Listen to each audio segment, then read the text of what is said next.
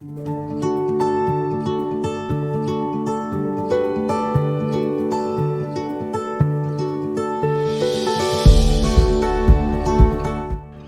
दोस्तों, तो फिर एक बार हम आपके सामने हैं और आज का जो बताएंगे आपको वो है एडेनियम। एडेनियम यानी कि डेजर्ट रोज़ के नाम से भी जानते हैं इसको, और ये रेगिस्तानी पौधा होता है। सर्दियों से बचा के रखना था, लेकिन जिन लोगों ने नहीं बचाया, ख़राब हो गया है, वो जो कुछ पार्ट है उसको काम में ले सकते हैं, और जिनका बचा हुआ है उनकी रिपोर्टिंग करके नए सिरे से उसको लगाया जा सकता है, ग्राफ्टिंग की जा सकती है, या उसका जो सीड अगर आपके पास है तो सीड्स लगाए जा सकते हैं। तो इन सभी के बारे में मैं आज पूरी जानकारी दूंगा, जहां तक मुझे जानकारी है। कोई कमी रह जाए तो सॉरी। तो चलिए चलते हैं आज के क्लास की तरफ कि क्या हम करने वाले हैं। इसको डेजर्ट रोज़ के नाम से भी जानते हैं। तो इसको जो ना सर्दी से बचाना होता है आपको। सर्दी जब पड़ती है तो इसको थोड़ा सा अलग जगह पे आपने रखना है, मतलब जहाँ पे इसको ठंड ना लगे। अगर ठंड में रह गया तो ये गल जाएगा। उसका मैं दिखाता हूँ आपको टेक्सचर कि किस तरह से ख़त्म हो जाता है। ये देखो कि जो बाहर रह गए थे उसकी क्या कंडीशन हो गई, ये बिल्कुल ही ख़त्म हो गया। लेकिन हम इसमें से भी आपको बताएंगे कि इसको कैसे हम सर्वाइव कराने की कोशिश कर सकते हैं। जैसे ये जड़ तो नीचे से चला गया, तो ये 2 प्लांट हमारे चले गए, लेकिन इसमें से जो आप ये देख रहे हैं, जो स्टेम ये देखिए, ये सही स्टेम बचा हुआ है, इसको हम कट करके और दोबारा सर्वाइव कराने की कोशिश करेंगे, और हो भी जाता है। ये इसमें अपनी एक खासियत होती है, तो इसको हम करेंगे। और जो हमारे ठीक हैं उनकी रिपोर्टिंग करेंगे। ये जैसे ठीक हैं प्लांट हमारे, तो इनको हम रिपोर्टिंग करेंगे। रिपोर्टिंग कैसे करना है, क्या सॉयल मिक्सचर होना चाहिए, वो सारी मैं बताऊंगा। और पेपर पेन लेकर के आप प्लीज़ बैठिए, ताकि बार बार एक ही क्वेश्चन को आपको रिपीट ना करना पड़े, बाकी लोगों को भी परेशानी ना हो। तो सबसे पहले तो आप देखिए कि इसके जो ये पत्ते हैं, ये हम इस तरह से बिल्कुल निकाल देंगे। इनकी सूख चुके हैं पत्ते, ये देखिए।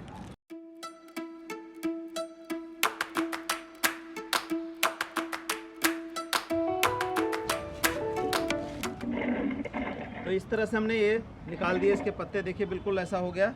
अब हमें रिपोर्टिंग के लिए क्या करना है, इसकी मिट्टी देखिए, इसकी मिट्टी इस तरह से हम निकाल लेंगे। ये पहले रूट खाली करेंगे।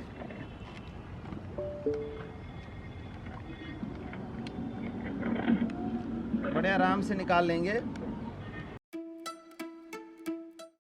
ये देखिए, ये हमने इसको निकाल लिया। और मिट्टी देखिए इतनी लूज़ है कि हमारी सिर्फ झाड़ने मात्र से ही ये झड़ गई। तो मिट्टी क्लियर कर लेना है। ये मिट्टी हमने क्लियर कर ली इसकी। अब आपको देखना है, अगर ये बिल्कुल सही सलामत है आपका, तब तो क्या करते हैं कि एज़ इट इज़ इसको धो करके और फंगीसाइड में डिप करिए।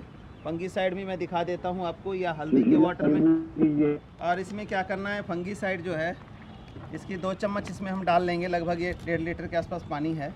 और ये फंगीसाइड हमारा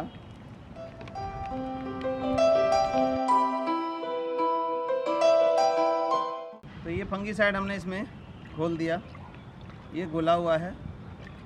और जैसे कि मैंने बताया, फंगीसाइड कोई भी ले सकते हैं आप, ट्राइकोडर्मा ले सकते हैं, फंगीसाइड ले सकते हैं, साफ ले सकते हैं। तो उसमें से कोई भी आप ले सकते हैं, और उसको इस तरह घोल के रखना है कि इसको डिप करें, क्योंकि ये बहुत ज़्यादा नाजुक होता है पौधा। हाँ जी, कोई भी फंगीसाइड, कोई भी हो, कोई भी फंगीसाइड ले सकते हैं। हल्दी भी ले सकते हैं, हल्दी भी ले सकते हैं, हल्दी भी रखा हुआ मैंने, देख लीजिए हल्दी भी है। तो किसी तरह से इसको कोई भी फंगीसाइड है उसमें कर लेना है। ये निकाल लिया। अब मिट्टी हमारी इतनी थी कि देखो छूते ही जो है ये निकल गया, इसमें से बिल्कुल मिट्टी अलग हो गई। अब इसको रिपोर्ट करना है, तो इसको क्या करना है, हमने फंगीसाइड में इसको डिप कर देना है।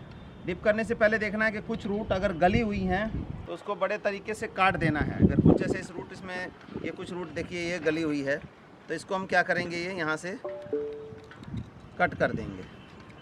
ये हमने निकाल दिया। गली हुई रूट आपने नहीं रखनी है। जब रिपोर्ट करना है देख लेना है, कईयों की बची होंगी, कईयों की ऐसा होता है कि गल जाती है गर्मी सर्दी की वजह से, तो उसको आपने कट कर देना है ये इस तरह से।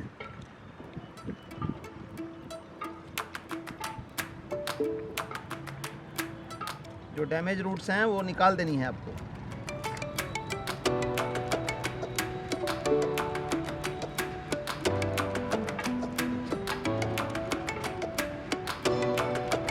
और इसके बाद कुछ देर के लिए इसको हम इसमें फंगीसाइड में डिप छोड़ देंगे।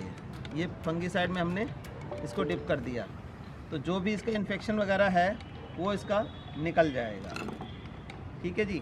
अब हम इस मिट्टी में नहीं लगाएंगे, इस मिट्टी को हम बिल्कुल ही चेंज कर लेंगे। और कैसी मिट्टी में लगाएंगे वो भी मैं बताता हूँ बारी बारी से। सबसे पहले तो रिपोर्टिंग का चलें हम, तो इसको रिपोर्टिंग के लिए हमने इसमें से निकाल लिया और जो बेकार रूट थी इसकी, जो डैमेज रूट थी, उसको कट करके हमने इसको ये फंगीसाइड के वाटर में डाल लिया, जैसा कि क्लियर है आपको।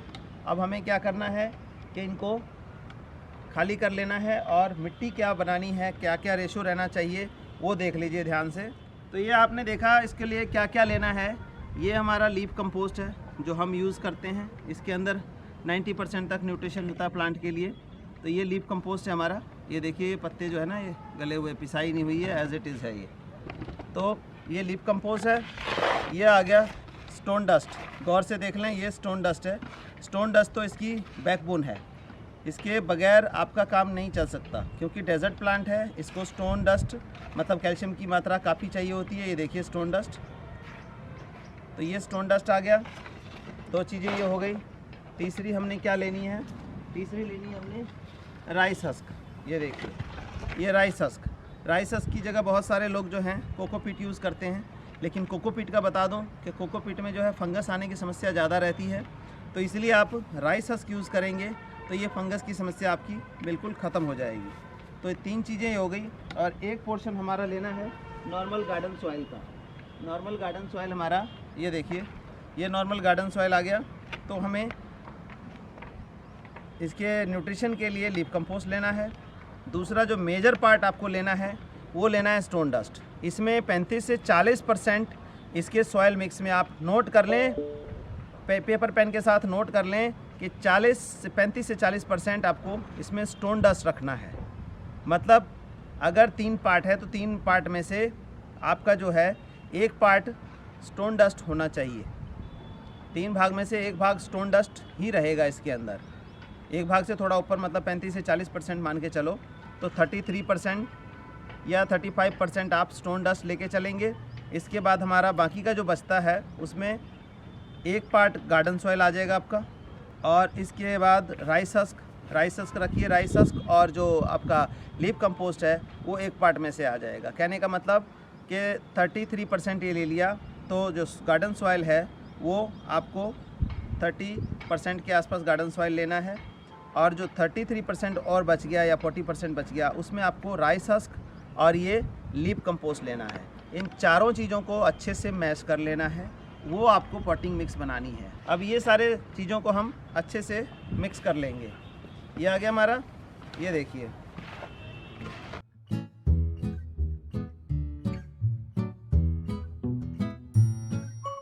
तो कुछ इस तरह का टेक्सचर हमारा ये आ गया। अब इसको कैल्शियम भी मिल गया और सॉइल हल्का होने के लिए राइस हस्क दे दिया हमने, न्यूट्रिशन के लिए लीफ कंपोस्ट दे दिया, और होल्डिंग कैपेसिटी के लिए थोड़ा वाटर होल्डिंग चाहिए तो उसके लिए हमने सॉइल दे दिया। ये चारों चीज़ों का जो कम्बिनेशन है ये कर दिया। अब बात आती है कि इसका जो नेचुरल एक फंगीसाइड है वो भी होना चाहिए। तो नीम खली की मात्रा हम मिलाएंगे इसमें, ताकि ये आगे भी बीमारियों से दूर रहे।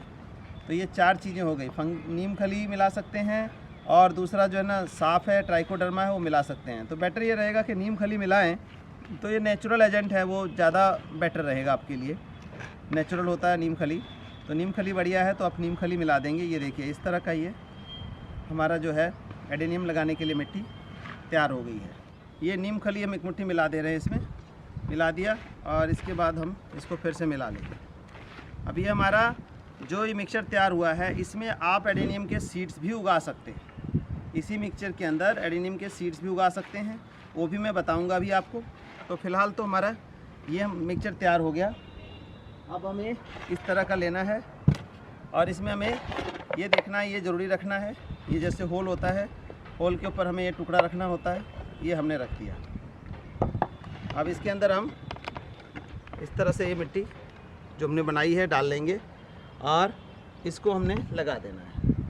तो ये तो जैसे डैमेज है कुछ, अब बात रही थी कि इसको सुखाना है, तो अगर डैमेज है कुछ तो इसमें डाल करके ना फंगीसाइड वाटर के अंदर डालने के बाद आपको छाया में सुखाना है।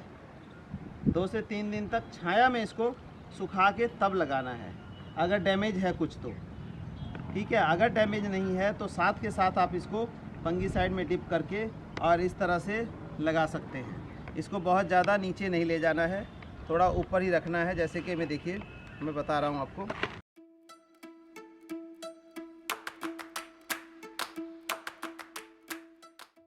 तो इस तरह से आपने इसकी रूट को खड़ा कर देना।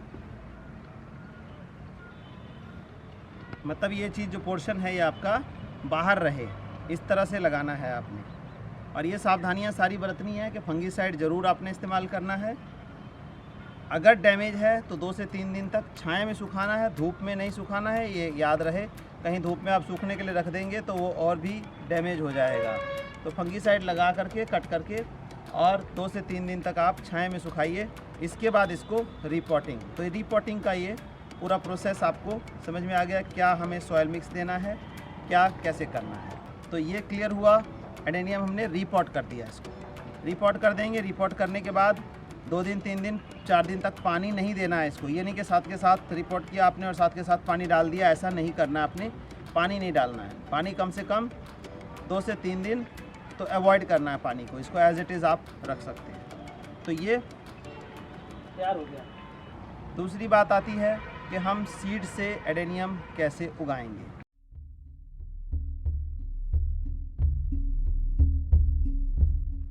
जो हमने स्टोन डस्ट लिया था, ये स्टोन डस्ट लिया लगभग 30 to 40% और 20% के राउंड हम इसका ये लिप कंपोस्ट ले लेंगे। राइस हस्क होगा, ये राइस हस्क लिया हमने, और गार्डन सॉइल। इन तीनों चीज़ों को अच्छे से मिक्स कर लेंगे।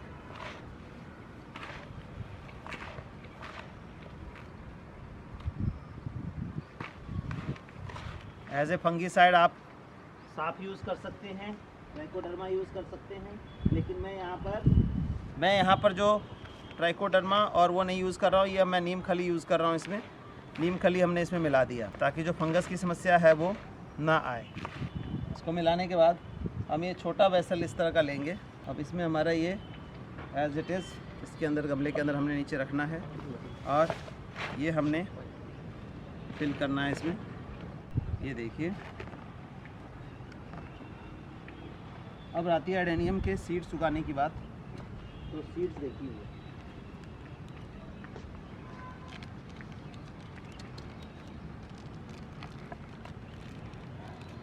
ये हमारे एडेनियम के सीड्स हैं, पहचान पा रहे हैं।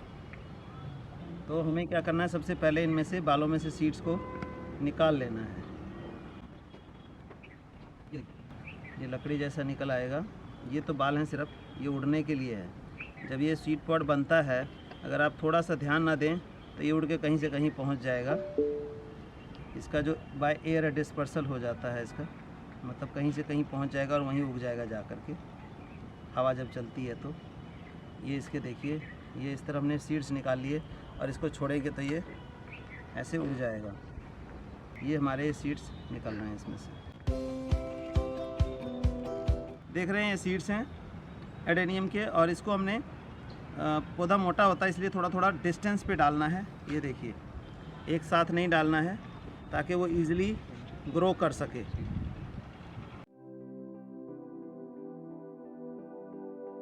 अब क्या करना है, इसी मिक्सचर से हमने 1 इंच की लेयर इसी मिक्सचर की बनानी है। ये देखिए,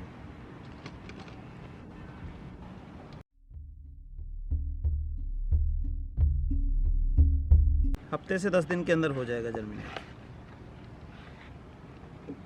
8 से 10 दिन का टाइम लेना चाहिए इसको।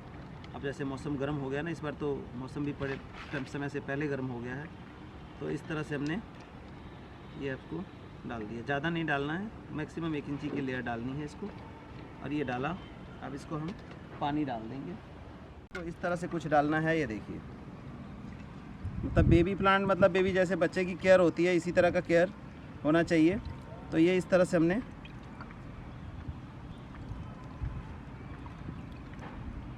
अगर ज़्यादा पानी डालने में ऊपर आने के चांसेस हों तो आपने क्या करना है, इसकी मल्चिंग कर देनी है एक तरह से।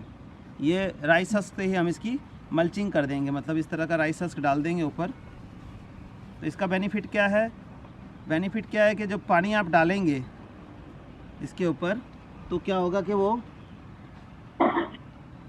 मिट्टी खुदेगी नहीं तो आपका जो प्लांट है, अब हम इसके ऊपर डालेंगे तो देखो ये ऊपर ही रह जाएगा ना, इसके मतलब पानी का जो प्रेशर रहा गिरने का, उससे मिट्टी खुदेगी नहीं।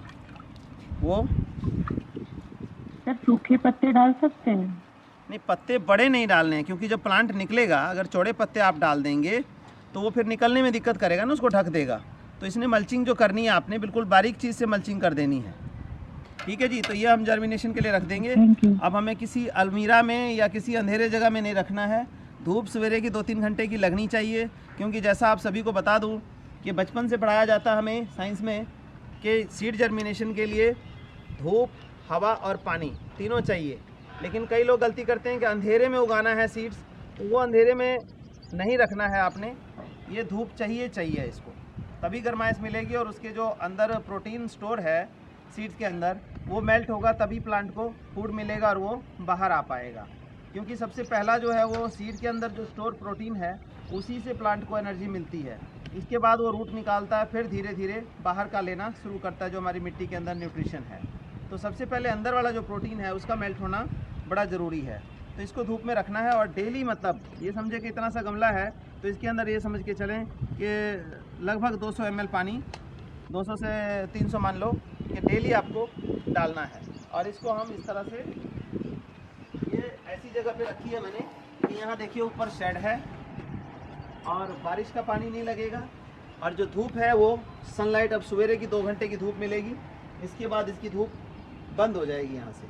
आई होप कि क्लियर हुआ होगा यहाँ तक सभी को। अब अगला प्रोसेस जो है मैं बता रहा हूँ कि कटिंग या ग्राफ्टिंग, 2 चीज़ें होती हैं। अब हम इसको यहाँ से कट कर लेते हैं।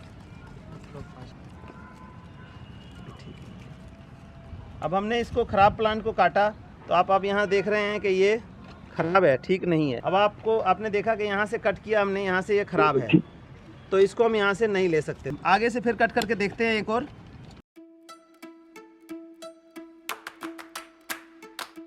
तो इसको आप नहीं यूज़ में लेंगे, उससे आगे चलते हैं। ये ध्यान से देखें, क्योंकि पता लगे आपने कट करके लगाया और ख़राब पोर्शन लग गया था, वो आगे जर्मिनेट ही नहीं हुआ।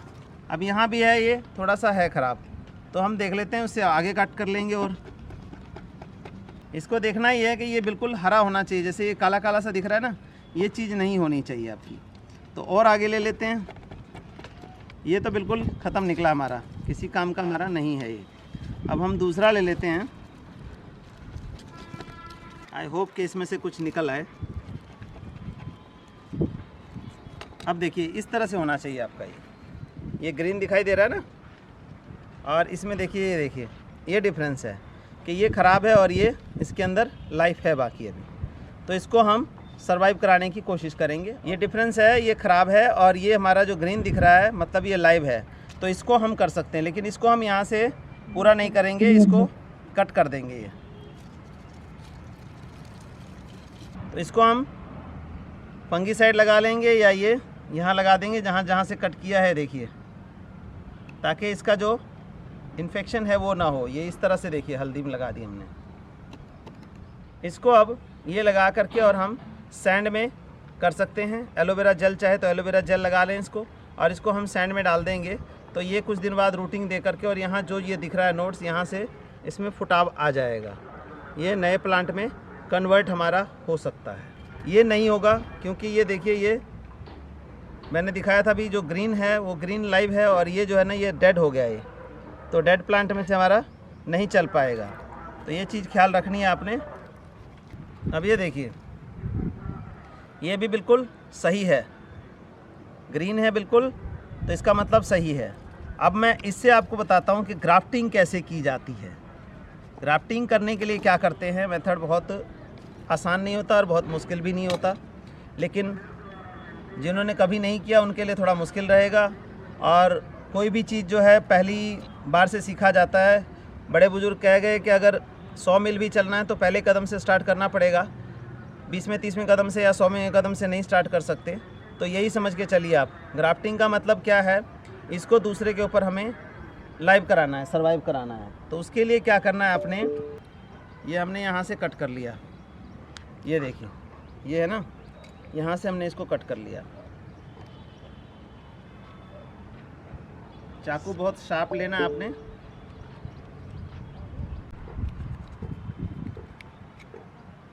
इस तरह से कट किया है, देखिए बिल्कुल सही है, ये कोई दिक्कत इसमें नहीं है। अब हमने क्या करना है कि जैसे ये चीज़ पोर्शन लिया हमने, ये याद चीज़ रखनी है आपने कि जैसे ये हमने कट किया तो ये नीचे वाला पोर्शन है, नीचे वाला पोर्शन ही किसी प्लांट का इसके ऊपर रहना चाहिए। ये ऐसे जैसे ये है तो ऐसा नहीं हो कि इधर का पोर्शन ऐसे लगा दें, उल्टा लगा देंगे तो ये नहीं चलेगा। इसीलिए आपको ये ध्यान रखना है कि ये सीधा रहे। तो ये हमने कट कर लिया इसको, और इसके ऊपर हम जो है दूसरा पौधा जैसे मैं दिखा रहा था अभी, ये है कि इसको करना है हमने, मान लो कि इसके ऊपर लगाना है। तो इसको क्या करेंगे कि एलोवेरा जेल है जैसे हम लगा करके इसके ऊपर इस तरह से खड़ा करेंगे। इतना बड़ा नहीं लेंगे, 2 इंची 1.5 इंची का, हम थोड़ा सा लेंगे छोटा इससे। ये देखिए ये लिया हमने, एलोवेरा जेल लगाएंगे 1 से 1.5 सेंटीमीटर तो साइज़ ले लेना है ये, और ये देख लेना है कि लाइव रहे ये हमने एलोवेरा जेल लिया, और ये देखिए ये लगा हुआ है एलोवेरा। ये इस तरह से हमने इसके अंदर डिप कर लेना है इसके साथ। तो ये एलोवेरा जेल लगा के इस तरह करेंगे, और इस तरह लगाने के बाद क्या करना है हमने, ये सीधा लेना है, थोड़ा सा कटिंग सीधी लेनी है ताकि उसके ऊपर ये ऐसे खड़ा हो जाए।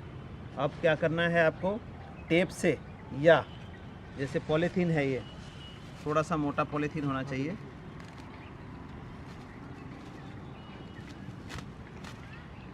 या टेप आती है इसकी, वो टेप ले लेंगे आप, और इसके बाद थोड़ा सा एलोवेरा जेल उसके ऊपर भी लगा देंगे। ये लगा दिया हमने। इसको ऐसे बांधना है कि ये सीधा सीधा इसके साथ खड़ा रहे ऐसे।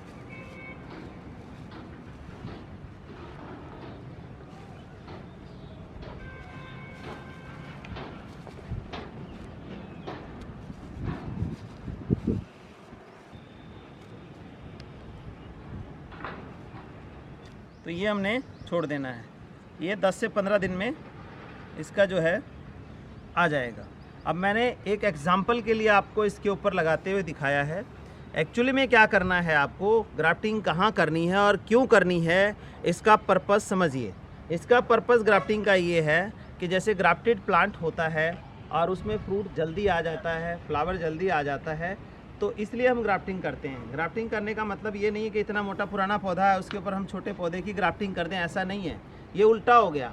हमें क्या करना होता है, नया पौधा, जैसे कि मैंने सीड बोआ है, अब सीड जो हमारा निकल जाएगा और इतना बड़ा प्लांट हो जाएगा, तो हमने ऊपर से कट करके क्या करना है, ये जो पुराना प्लांट है जो ऑलरेडी फ्लावरिंग दे रहा है या जो बढ़िया क्वालिटी की फ्लावरिंग दे रहा है, उसका स्टेम हमने उस नए पौधे के ऊपर ग्राफ्ट करना है, ताकि जो रूट है उनके वो तो नया है, बिल्कुल एंथुआस्टिक है, और ऊपर फ्लावरिंग के लिए वो टाइम ले रहा है अपना, तो वो टाइमिंग नहीं होगा। जो ये हमने लगाई है इस फ्लावरिंग वाले प्लांट की जो कटिंग ग्राफ्टिंग इसके ऊपर कर दी है, तो वो क्या न्यूट्रिशन तो जो है वो नया प्लांट दे रहा है उसको, और जो ऊपर वाला लग गया वो हमारा मैच्योर प्लांट का आ गया था। तो न्यूट्रिशन पा करके जो मैच्योर प्लांट का था वो जो 2-3 महीने या 4 महीने में या 5 महीने में फूल देना था, वो आपका 1 महीने के अंदर ये फ्लावरिंग देना शुरू कर देगा। तो ग्राफ्टिंग का मेन पर्पस जो है ये होता है कि ग्राफ्टिंग की है तो ये नहीं है कि किसी बहुत पुराने पौधे के ऊपर नए पौधे की ग्राफ्टिंग करनी है, पुराने पौधे के ऊपर नए पौधे के ऊपर ग्राफ्टिंग नहीं करनी है, नए पौधे के ऊपर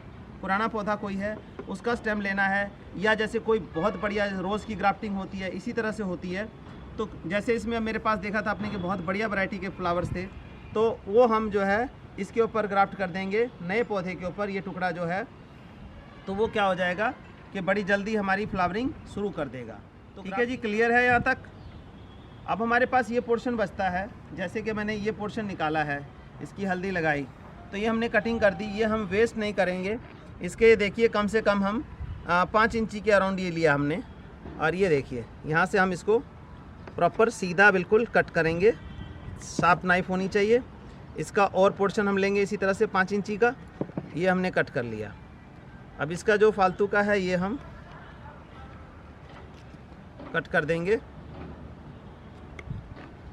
तो लगभग हमारे पास ये देखिए कि ये हमारा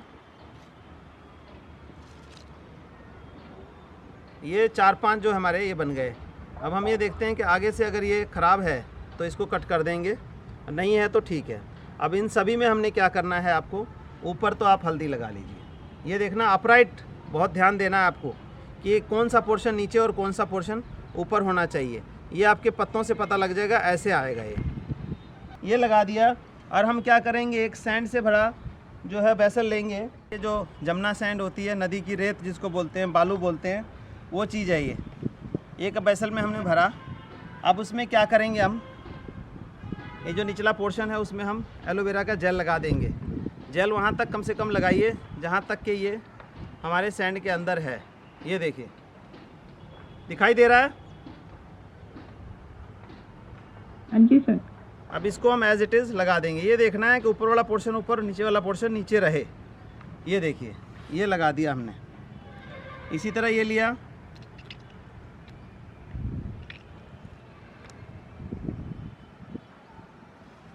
ये एक न्यूट्रिशन भी देगा, एंटी फंगल का काम भी करेगा और रूट हार्मोन का काम भी करेगा। तो ये हमने ये इस तरह लगा लिया।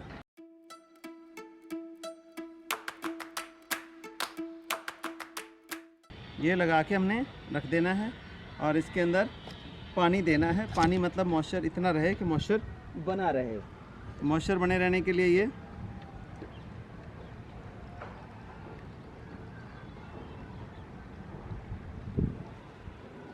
सर कितने फ्रीक्वेंटली पानी देना है इसको?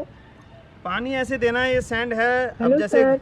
जैसे गर्मियाँ आ गई हैं तो डेली पानी डालना पड़ेगा आपको, क्योंकि मॉइस्चर तभी रिटेन रहेगा, सैंड है ये, अदरवाइज ख़त्म हो जाएगा। तो आपको डेली पानी, इतना बड़ा वेसल है तो कम से कम 300 से 400 ml पानी आपको डेली देना है। ये लगा दिया हमने, पानी डाल दिया। अब इसको रखेंगे हम शेड में, सेमी शेड में, मतलब धूप रखना है 1-8 घंटे की, जैसे कि मैंने सीड के लिए रखा है। इतनी ही धूप पड़नी चाहिए। पूरे दिन धूप में भी नहीं रखेंगे और बिल्कुल अंधेरे कमरे में, अंदर कमरे के अंदर भी नहीं रखेंगे इसको। तो एक शेड ऐसा रखना है, जैसी जगह पे रखना है कि बारिश की बूंद ना पड़े और धूप जो है 1-2 घंटे की धूप इसको मिलती रहे। तो ये जर्मिनेट कर जाएगा लगभग 15 से 20 दिन में, 25 दिन में हद से हद, 15-20 मार्च के बाद तक ये इसकी जर्मिनेशन, मतलब जर्मिनेशन का रूट हो जाएगा और यहाँ से नए ब्रांचेज इसकी फूटनी शुरू हो जाएंगी। तो हमारा ये तो हो गया हमारा कटिंग कैसे हमने लगानी है, कटिंग से कैसे पौधा तैयार करना है, एक ग्राफ्टिंग हो गया, एक सीड से कैसे उगाना है और एक रिपोर्टिंग का। ये चारों मेथड हमने आपको बता दिया है। उम्मीद है आप लोगों को समझ में आया होगा।